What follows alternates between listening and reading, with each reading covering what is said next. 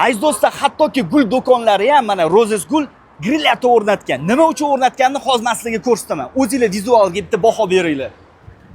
Do'stlar, mana ko'ryapsizlarmi? Hozir har bitta mahsulotni yana ham hashamatli va premium darajadagi do'konni ochganligini o'zingizlar bir baho beringlar. Mana grilyator o'rnatilgan, bunga moslashtirib mana shunaqa LED chiroqlarni o'rnatilgan.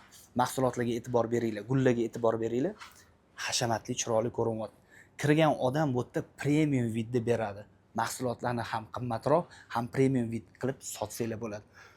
Instagram yuritganinglarda ham o'zingizlarning joyinglarni reklama qilayotganda uyaltirib qo'ymaydigan mana shunaqa grilyatorlar ham o'rnatmoqchi bo'lsanglar, mana hozir ko'rsataman. Mana bu yerda ham bor.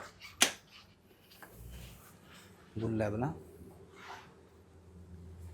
Sizlar ham xuddi shunaqa grilyatorni o'rnatib olinglar. Shaxsiy xabar jo'natinglar. Biza eng zo'r yechimni sizlarga moslashtirib beramiz. O'quv markaz, kiyim-kechak do'konimi, mana shunaqa gul do'konimi, grilyator, reyshni, osma shiftlarini eng zo'rlari, birinchi qo'llari o'zimiz bo'lamiz. Shaxsiy xabar jo'natinglar, maslahatlashib olamiz.